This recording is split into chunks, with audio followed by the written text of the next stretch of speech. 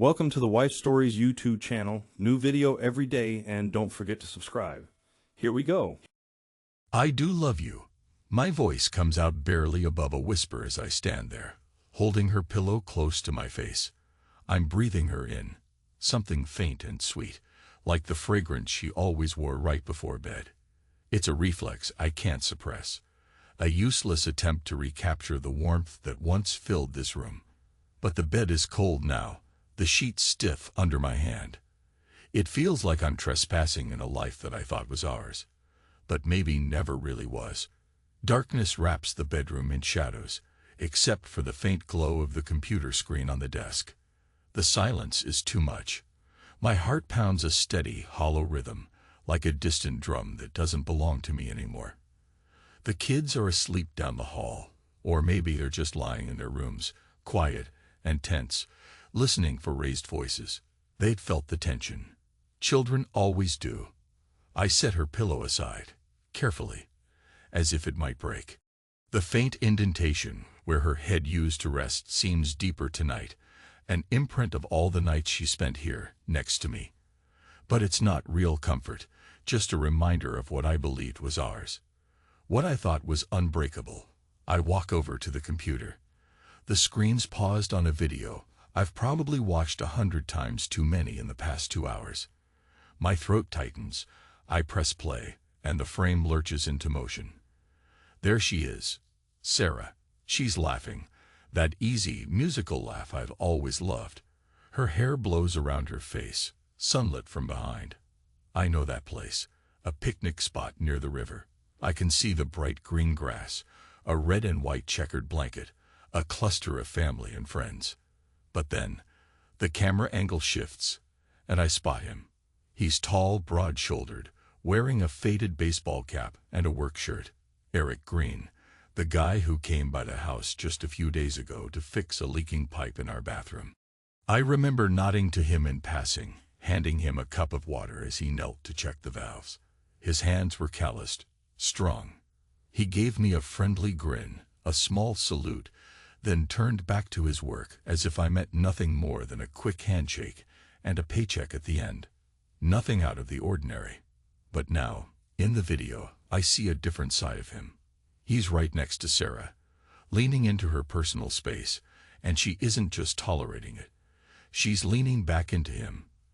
They're both laughing, shoulders touching, eyes bright with some shared amusement.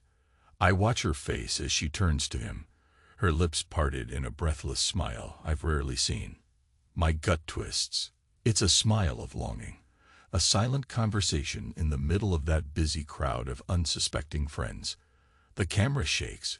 Whoever held it was adjusting something. Then zooms in just as his hand slides around her waist. At that angle, anyone else might miss it, but I see the unmistakable shift of her body. She presses back into him, and that's when it feels like something in my chest just snaps. I press pause. My thumb hovers over the keyboard, uncertain if I should watch the next part again. The flickering glare of the paused video is the only light in the room, casting strange shadows on the walls. My reflection in the dark window next to the computer is that of a man I barely recognize. Shoulders slumped, eyes hollow. I breathe in, out, but the air doesn't soothe the burning in my chest. I can't resist. I press play again. He says something. I can't hear it well. There's laughter and chatter from the group. But I see her respond, leaning her lips close to his ear. A glance back at the camera, a quick flash of guilt in her eyes, but it's overshadowed by excitement. And then her hand finds his.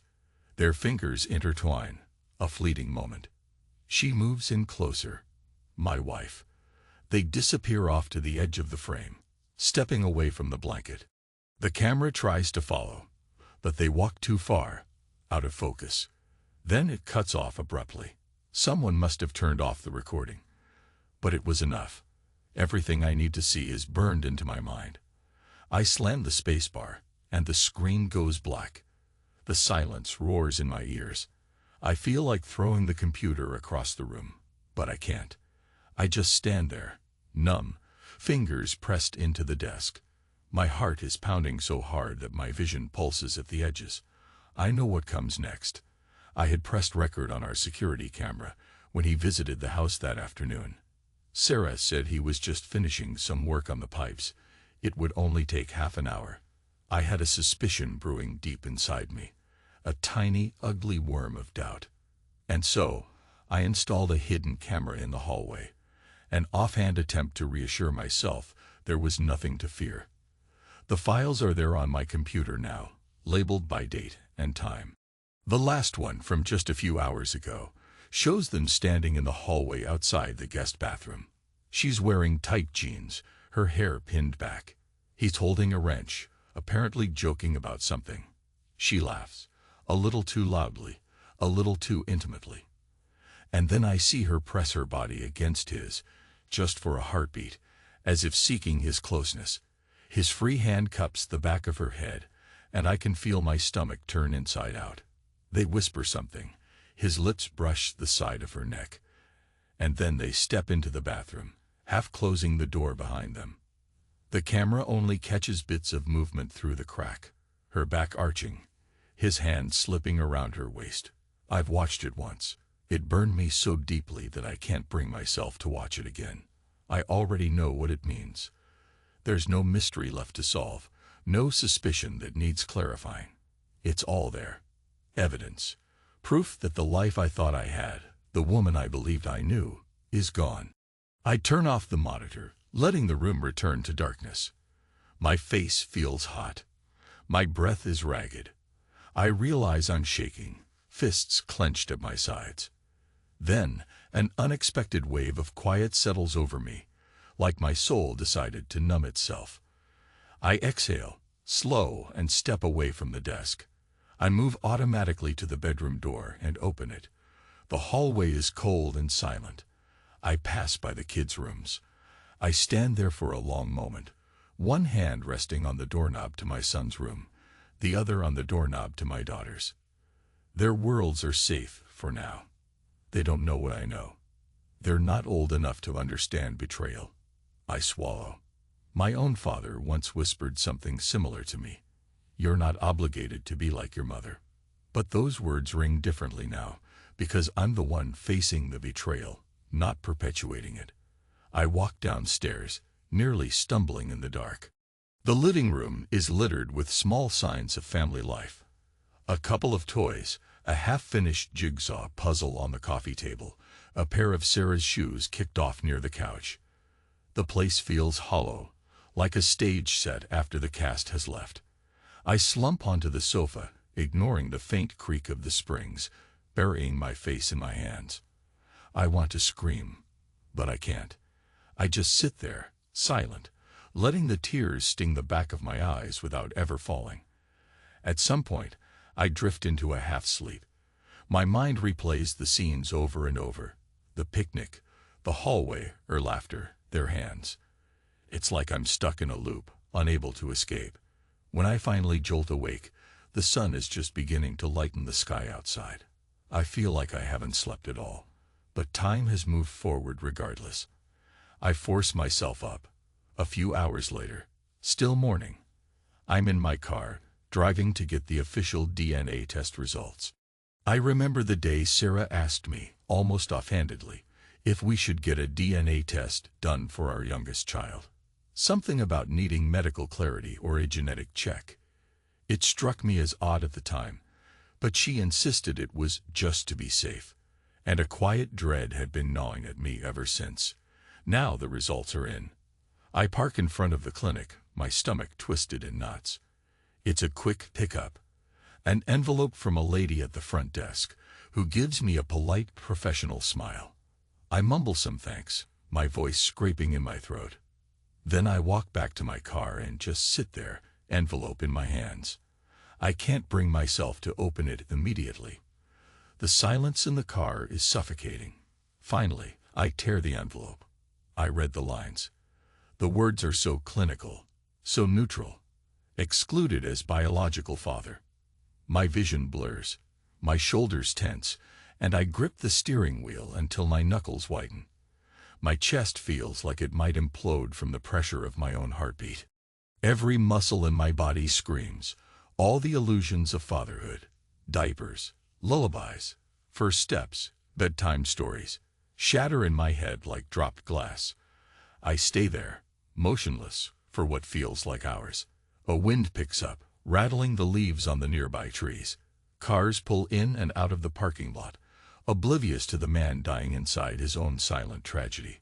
Eventually, I start the engine and drive home on autopilot, not fully aware of the route. My mind is a storm of confusion and heartbreak, colliding with a cold edge of reality. She's been lying to me for God knows how long. When I get home, Sarah is there. She's pacing in the living room, cheeks streaked with tears, as if she senses something huge has shifted. The kids are at school. She tries to speak as soon as I walk in, but I hold up a hand to stop her. I walk to the kitchen, place the envelope on the counter. She follows, her eyes wide and fearful. "What's that?" she asks, voice cracking. I swallow hard, then open it again, pulling out the paper. I hold it up between us, so she can see the official text. She doesn't need me to read it aloud. The color drains from her face. She stares at me, trembling, mouth opening and closing wordlessly. Her first words are, "It's not what you think." I let out a quiet laugh that's bitter as poison. Then enlighten me. She steps forward, tries to reach for my hand. I didn't want to hurt you. I jerk away. Too late. My voice is flat, cold. I see her cringe at the tone. She's used to me raising my voice when I'm angry. But now I'm calm, eerily calm, and it terrifies her more than any shout could. She starts to babble about how it happened, how she was lonely, how I was distant, how we had drifted apart. Her words blur together. She blames the routine, the boredom, the stress of motherhood, the dryness of our marriage. She's crying, tears spilling down her cheeks. I watch her. My face is stone, my heart a black hole. The memory of her with Eric in that hallway, her arms around him, ignites a flash of anger in me so sudden that I have to grip the counter to steady myself. But I keep my voice level. Each word feels measured, like I'm reading from a script with no emotion left to give. "You had an affair," I say. "And you got pregnant. You let me believe she was mine." She collapses into sobs, nodding. I was scared. I thought it would ruin everything. I close my eyes. A memory surfaces, me rocking that baby at night, singing softly, the child's tiny fingers curled around mine. Another memory. The first time she said "Dada," while Sarah looked on with a strange expression I couldn't decipher. Now I know why. A raw, explosive surge of fury threatens to crack my composure. But I tighten my jaw, push it down. Sarah tries to touch my arm again, but I pull away. "Don't," I whisper. She dissolves into tears again, her breath hitching in ragged bursts. Finally, she manages. "Please, John, I'm sorry. I never wanted this." I stare at the floor, my vision tunneling. I think about the video, the grin on Eric's face, the easy way they connected. I think about all the times I was working late, trying to provide for our family, and she was here. I exhale a shaky breath. My voice cracks as I ask, "Why Eric?" She shakes her head, sobbing. "It just happened. We talked. He was supportive, and I was so angry at you, so tired of feeling alone. I never meant for it to go so far." Silence hangs between us. I can hear the distant hum of traffic outside, the faint drip of the faucet in the sink behind me. It's surreal that the world keeps spinning when mine has been ripped apart. I don't respond. I turn and walk away. Upstairs, I lock myself in the master bedroom. I hear her footsteps behind me, her soft knocks on the door.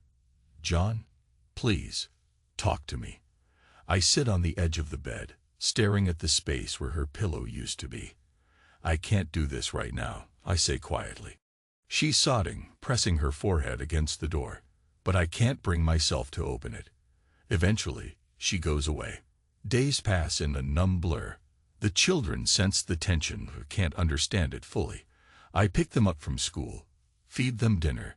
Sarah tries to maintain normalcy, but her eyes are always red and puffy.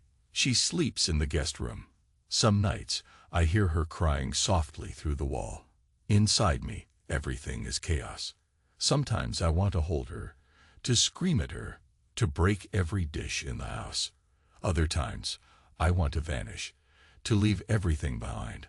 I swing between emotional extremes with no rhyme or reason. One evening, after tucking the kids in, I find Sarah in the living room, hugging her knees, eyes distant. She looks up as I come in. I want your forgiveness, she says, voice trembling. I stand there, arms folded. Forgiveness, I echo, my tone hollow. She nods, tears brimming. I'll do whatever it takes, John. I messed up. I know it. I'm begging you, please. I want to erupt. But there's a strange emptiness instead. An exhaustion that runs deeper than any rage I've felt. I walk over to the table where the old family photo album lies open. Pages of simpler times. Birthdays. Anniversaries. Each child's first day of school. I flip through them in silence, the weight of all that was lost pressing down on me. She stands up, coming closer. She places a trembling hand on my shoulder. I didn't just betray you. I betrayed everything we built together. She whispers, voice thick with grief. But you have to believe. I never stopped loving you. I gently push her hand away.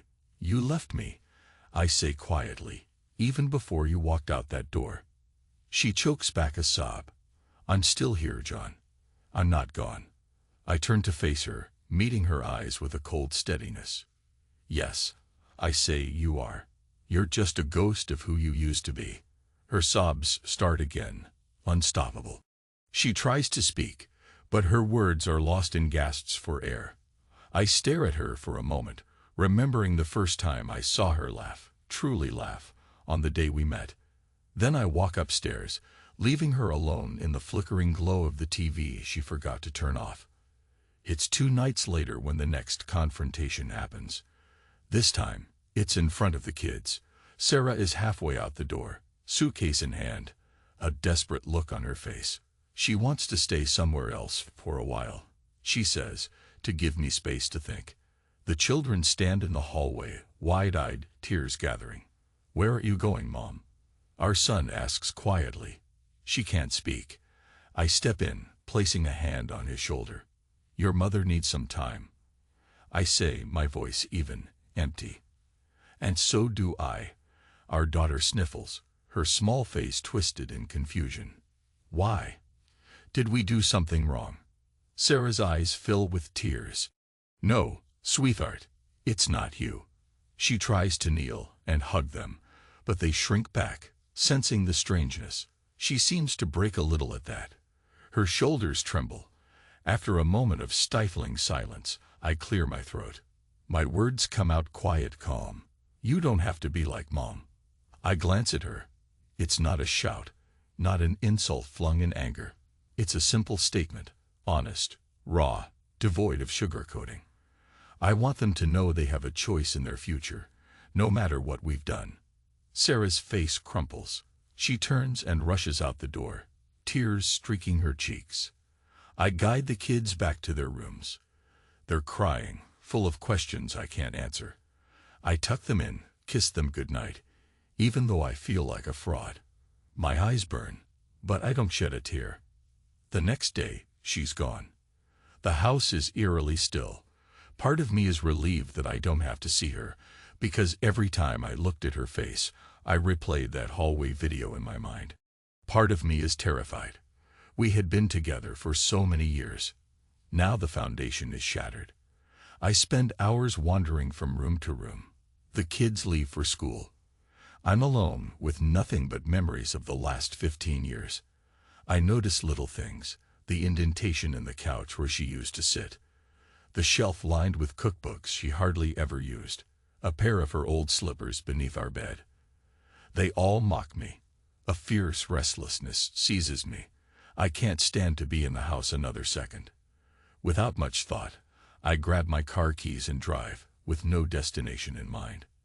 The city passes by in a blur. Traffic lights, fast food joints, strip malls. I end up at the ocean, parking near a deserted stretch of beach. The wind is sharp, laced with the scent of salt and seaweed. I walk down to the water's edge, letting the waves lap around my shoes. The sky is overcast, gray. The seagulls circle above, screeching their lonely calls.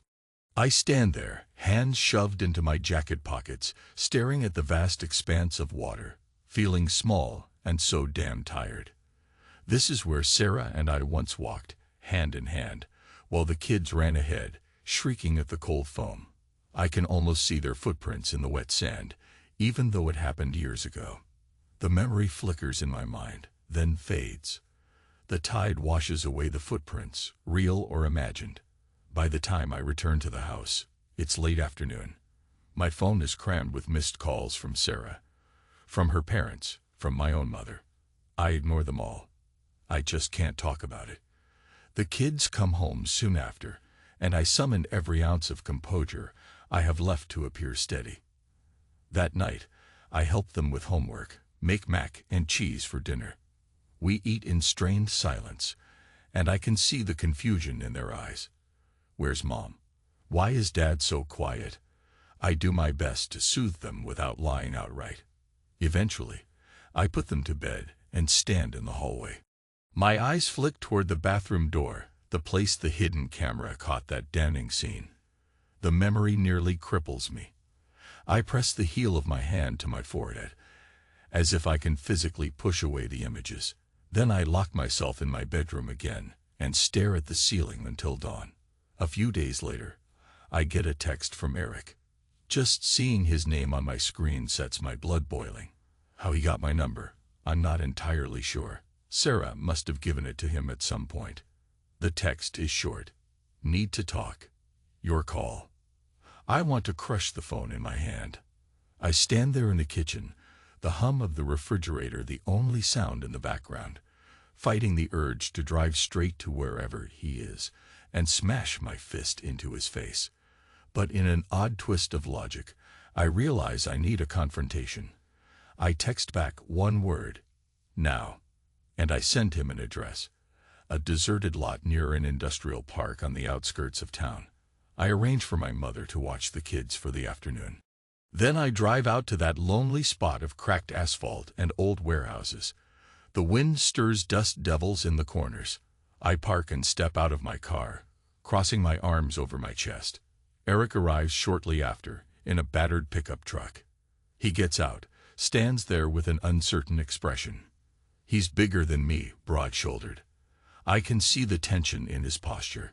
His dark eyes flick to mine, then away. For a moment, neither of us speaks. The only sound is the distant rumble of traffic from a highway a few blocks over. Finally, he says, "Look, man, I'm sorry. I didn't come here to fight." I let out a harsh laugh. "That's good, because I'm not here to talk about how sorry you are. I want to know what you plan to do about that little girl you fathered." He flinches. Sarah told me. She said the test came back. Yes, it did. I step closer, ignoring the primal urge to swing at him. She's your daughter. Legally, morally, every way that matters. He swallows, face pale. I never meant for this to happen, you have to believe me. I never planned. What you meant doesn't matter. I snap, my voice trembling with suppressed rage. She's an innocent kid in all of this. You want to be a father, or are you going to walk away? He hesitates. I don't know, he admits, voice thick with anxiety. I only found out a few days ago that she might be mine. He runs a hand through his hair. And Sarah, she's not sure what to do either. I feel my fist clench involuntarily. Sarah's not sure what to do, I repeat, voice laced with bitterness. Great, just great. We stand in tense silence, the wind whipping around us, carrying the faint smell of oil and dust. Finally, I break it, letting out a ragged breath. "You destroyed my family," I say quietly. "Maybe we would have fallen apart eventually, but you sure sped it up." He looks down, seemingly ashamed. I never wanted to steal her from you, man. I swear. It just... Don't, I growl, the words slicing the air between us. I don't need your excuses. For a moment, I see fear in his eyes. He opens his mouth, closes it. Finally, he mutters, I'll do what's right by the kid, whatever that means. If she wants me in her life, I'll be there. I'm not a complete asshole. I scrutinize him. You've got a strange way of showing it. He nods, gaze dropping to the cracked pavement. I get that. Look, if you need me to sign something, if you want me to pay support, I will. But I don't know how Sarah wants to handle it. I swallow the bitter taste in my mouth. We'll figure that out. Just, if you care at all, don't run off. She deserves some stability. We stand there for another long beat. The tension is unbearable, but the rage that once threatened to consume me has shifted to something else. An ache so profound it's like standing at the edge of an abyss. Eric, uncertain, extends his hand. It's a tentative gesture, a broken offering of sorts. Part of me wants to knock it away. But in some twisted sense, it's a small step toward dealing with the reality that this man is now tied to my family forever. I don't shake his hand. I just stare at it, then turn away, walking back to my car. Don't contact me unless it's important. I say, we'll handle it through lawyers if we have to. He lowers his hand, nodding. Understood. I get in my car, slam the door, and drive off with my veins still pulsing like I've run a marathon. But something about that encounter leaves me feeling emptier, not satisfied. There's no clean resolution here. No winner, just a wide-open field of consequences. The moment of true confrontation with Sarah comes a week later. She shows up at the house when the kids are in school, presumably to talk. I let her in. We stand in the living room, tension coiling around us like barbed wire. She wrings her hands, taking a step closer. I know about your meeting with Eric, she says, voice trembling. He told me. I arch an eyebrow. Then you know where we stand. She breathes in shakily, tears already filling her eyes. He wants to be part of her life. And I think that's right. But I don't know how to handle any of this. My tone is quiet, detached. That's for you to figure out. I'm not her father. Legally or otherwise, it's your call. She cringes. Don't say that. You've been there her whole life. And it was all based on a lie. I whisper, my voice unsteady. She steps forward, tries to put her hand on my cheek. No, she pleads. You were her father in every sense that mattered. I recoil as if burned. Don't, I hiss, stepping back. Don't try to soothe me with that. You and he. She cuts me off, sobbing. I know we messed up. It was a stupid, impulsive thing that turned into this nightmare. She draws in a shaky breath. I never wanted to lose you, John. Silence. My heart beats wildly. I stare at her tear-streaked face, so familiar yet suddenly alien. 1,000 images rush through my mind. Her smile on our wedding day, the day each child was born, the lazy Sundays in bed when we used to talk about everything. All overshadowed by that last memory. Her with Eric, pressed against the wall, arms locked around his neck. She steps closer again, pressing her palm to my chest. I love you. It never stopped, no matter what mistakes I made. My reaction is immediate, fierce. I grab her wrist, remove her hand from my chest gently but firmly. I lock eyes with her. Don't you dare say you love me, I whisper.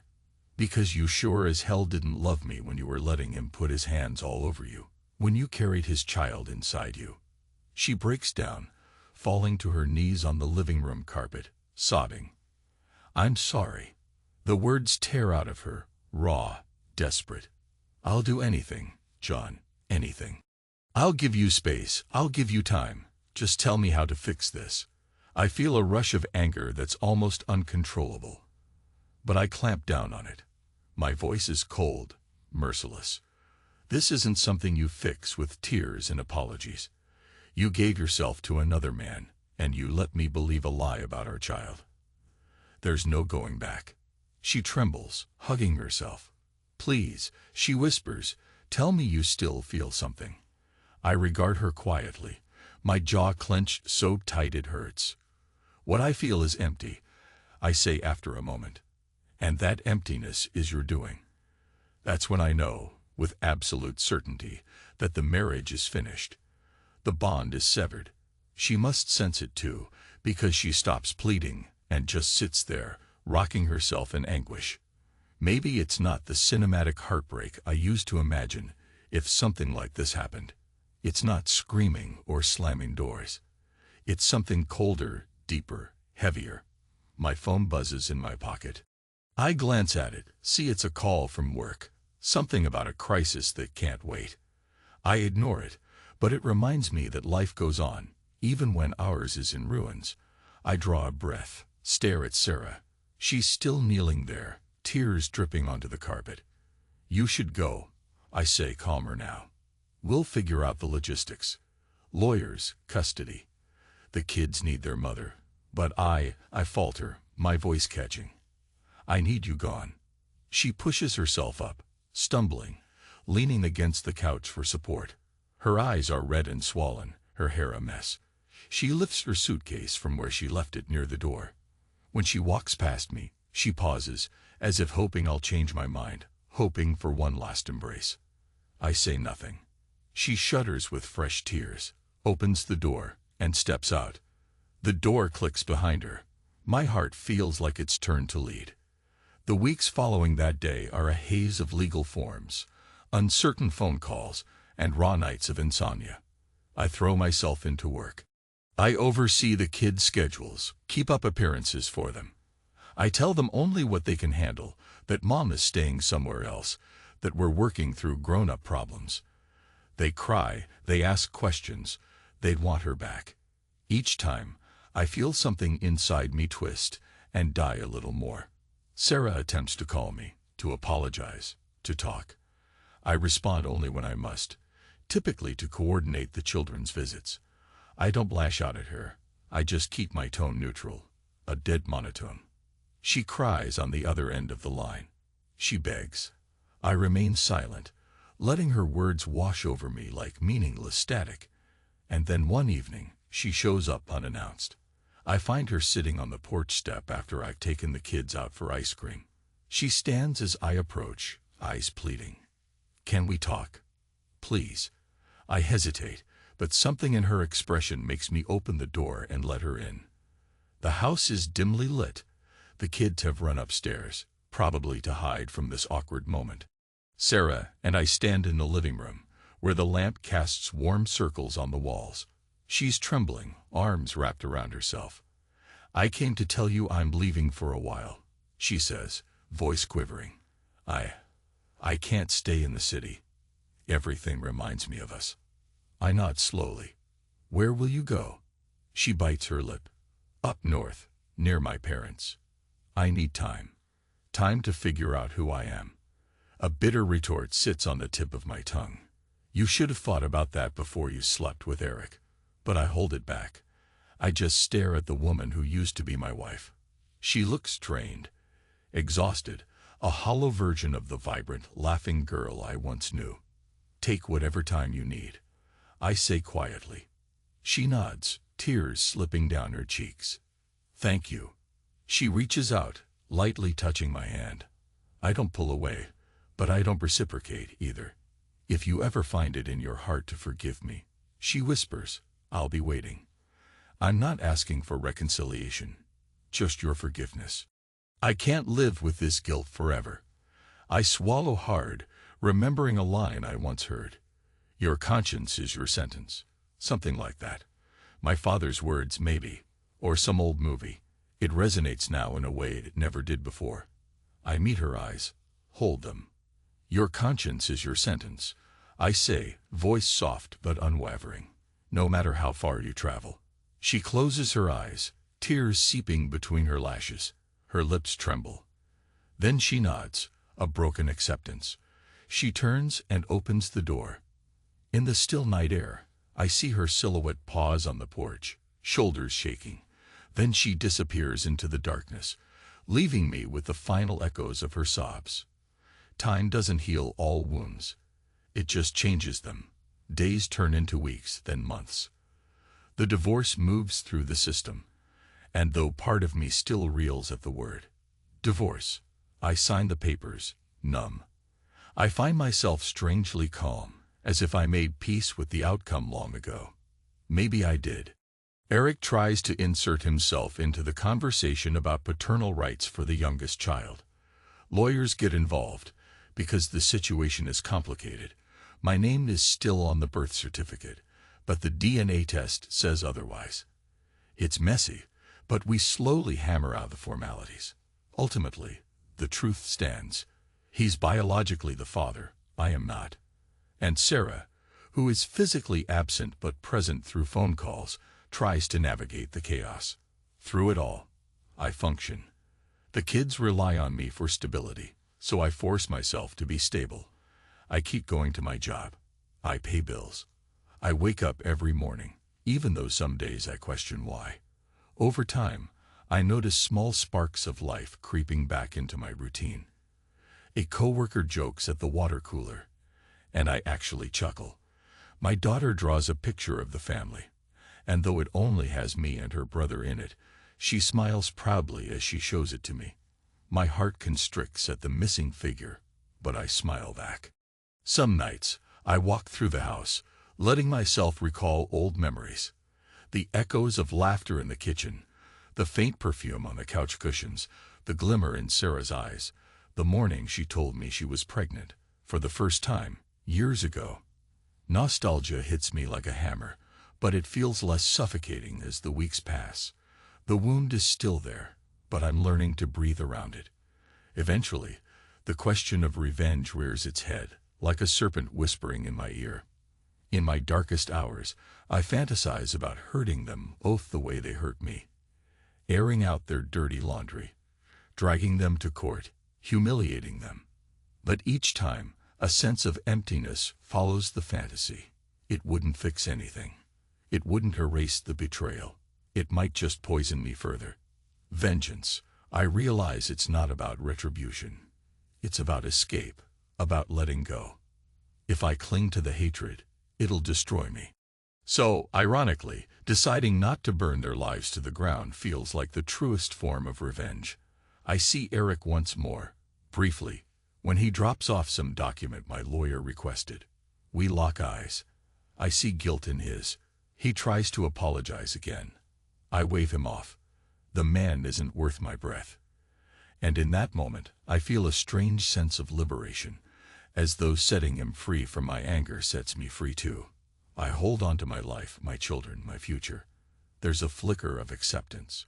When the final divorce decree arrives in the mail, I open the envelope calmly. I read the words that mark the official end of our marriage. And then I close it and go outside to watch the sunset from our backyard, letting the orange glow wash over me. The pain is still there, but I can breathe.